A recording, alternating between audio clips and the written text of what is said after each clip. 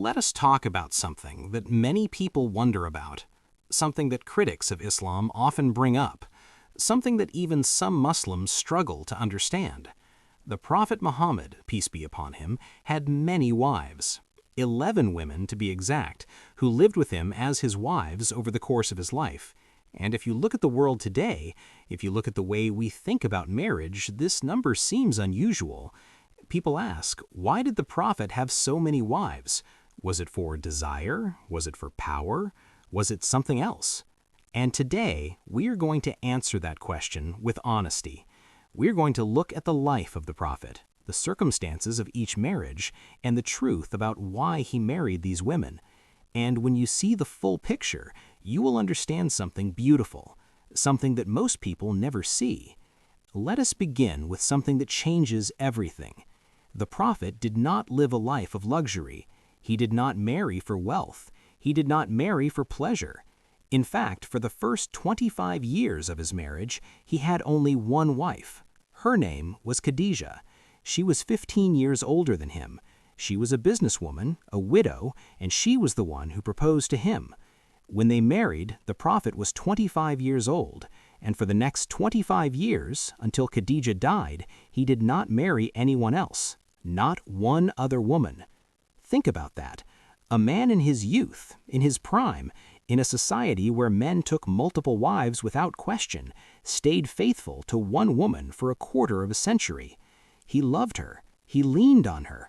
When the first revelation came and he was shaking with fear, it was Khadijah who wrapped him in her arms and said, "God will never disgrace you." She was his rock. And when she died, he never stopped loving her. Years later, he would slaughter a sheep and send meat to her old friends, just to honor her memory. His wife Aisha said, "I never felt jealous of any of the Prophet's wives as I felt jealous of Khadijah, even though she was dead before I married him." The year Khadijah passed away, the Prophet called the year of sadness, because his heart was shattered. This is not the picture of a man obsessed with women.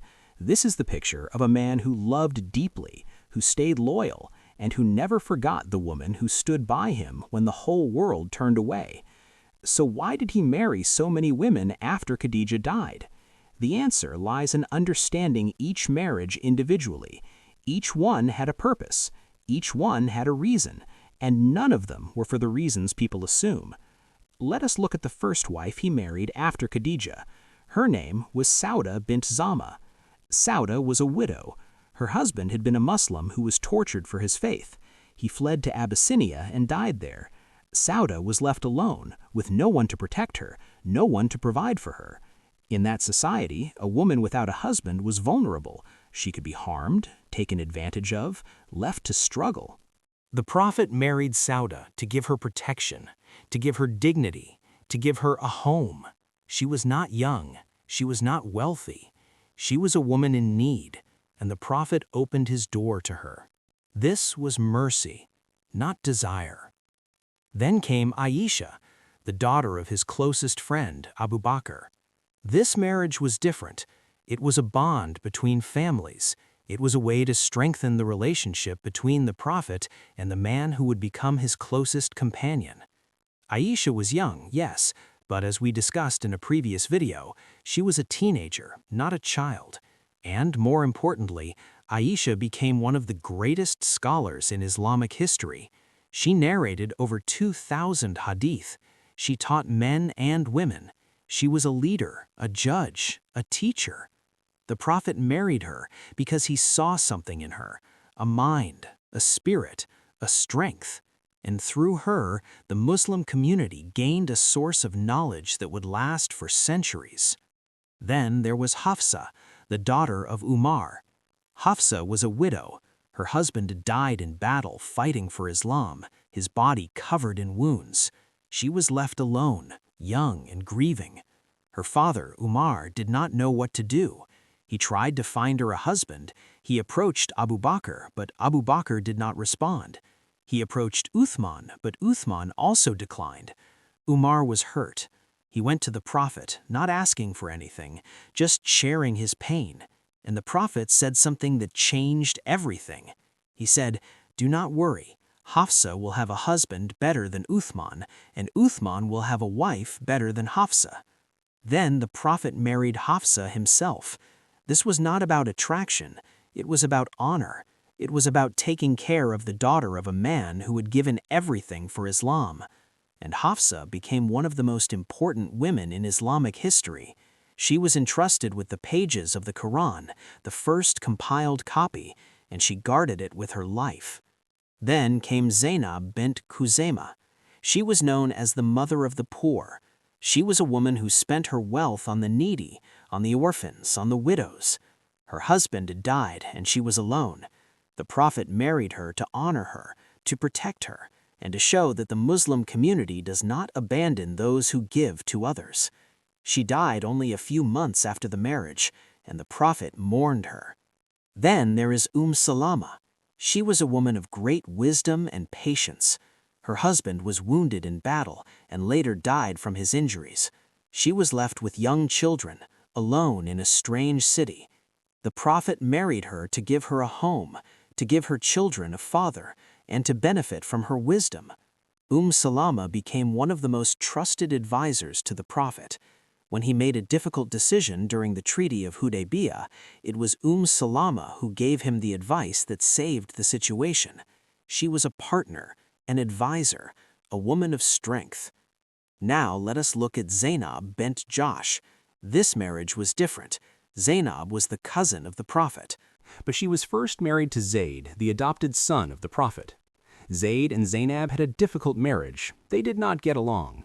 They tried to stay together, but eventually they divorced.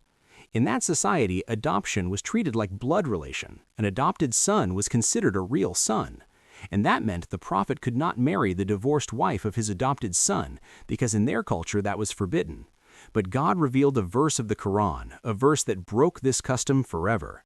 It said that adopted sons are not real sons, and that there is no sin in marrying their divorced wives. The Prophet was commanded by God to marry Zaynab to show that this new rule was from God. It was not a marriage of desire, it was a marriage of divine command, a marriage that ended a harmful custom forever. Then came the other wives. Juwayriyah was a woman from a tribe that had been defeated in battle. She was a captive. She came to the Prophet asking for help. He married her, and because she became the wife of the Prophet, her entire tribe was freed. Hundreds of people were released because of this marriage. One marriage saved hundreds of lives. This was not desire, this was strategy. This was mercy. Habiba was the daughter of Abu Sufyan, one of the greatest enemies of Islam. She had been married to a man who left Islam, and she was left alone in a foreign land. The Prophet married her to protect her and to build a bridge to her family. Her father, Abu Sufyan, later became a Muslim, and the marriage helped heal the wounds between families. Safiya was the daughter of a Jewish leader. She was taken captive after a battle. She was given the choice to return to her people or to stay with the Prophet. She chose to stay. The Prophet married her, and through that marriage he showed that Islam does not look at race or tribe. A Jewish woman became the wife of the Prophet, and she was honored and respected. Maimuna was the last wife the Prophet married. She was a woman who wanted to marry him, and he accepted. She was known for her piety and her devotion, and she remained with him until he passed away. Now let us look at all of these women together, 11 women. And what do they have in common? Let us list them. Khadija, a widow, 15 years older, his partner for 25 years. Sawdah, a widow, left alone, needing protection. Aisha, the daughter of his closest friend, a marriage of bond and purpose. Hafsa, a widow, her husband died in battle, her father heartbroken. Zaynab bint Khuzaimah, a widow known as the mother of the poor. She gave everything to the needy. Salamah, a widow with young children, left alone in a strange city. Zaynab bint Jahsh, a marriage by divine command to break a harmful custom. Juwayriyah, a captive whose marriage freed her entire tribe. Habiba, a woman abandoned in a foreign land, the daughter of an enemy.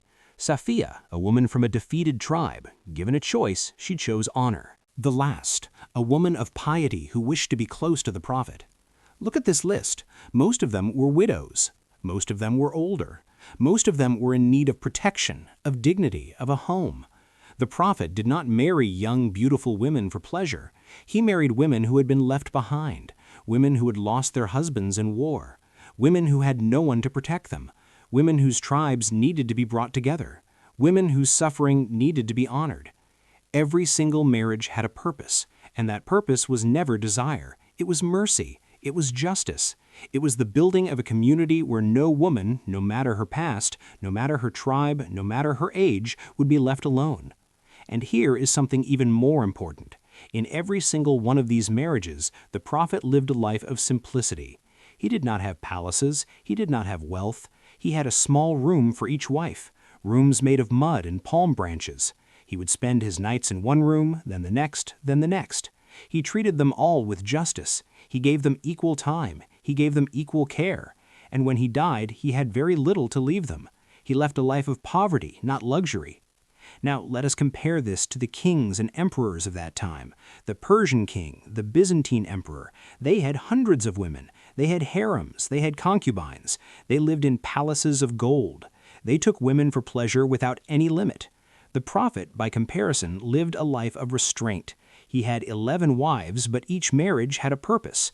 And after he died, he told his followers that they could not marry any of his wives. They were the mothers of the believers, and they remained honored for the rest of their lives. So why did the Prophet have so many wives? The answer is not scandal. The answer is not desire. The answer is mission. The Prophet was not just a man. He was a leader. He was a statesman. He was a teacher. He was a guide. And every marriage he entered was part of his mission: to protect the vulnerable, to build alliances, to teach the community, to break harmful traditions, to show that women are not objects but partners, to honor those who had given everything for the faith. And if we look closely, we see something beautiful. The women who married the Prophet were not silent shadows. They were scholars. They were leaders. They were advisors. Aisha taught thousands. Salamah gave counsel that shaped history. Hafsa preserved the Quran. Zaynab broke a custom that had harmed families for generations. These women were not just wives. They were pillars of the community. And the Prophet honored them, respected them, and loved them. If you have watched this far, you are someone who wants to understand. You are someone who does not just accept what you hear, but wants to know the truth. That is what the Prophet Path is about. We tell these stories so that you can see the Prophet clearly, honestly, and with love. So please, if you have not already, hit that subscribe button. Join this path. Share these videos with your family and friends, because the truth about the Prophet is more beautiful than any lie. And the truth is that his marriages were not about what people think. They were about mercy, about justice, about building a community where every woman, no matter her past, no matter her tribe, no matter her age, could find honor and dignity. Thank you for listening. Thank you for seeking the truth. And until the next video, remember that the Prophet was a mercy to all the worlds, and to the women he married, he was a mercy as well, a protector, a partner, a guide. And that is the truth.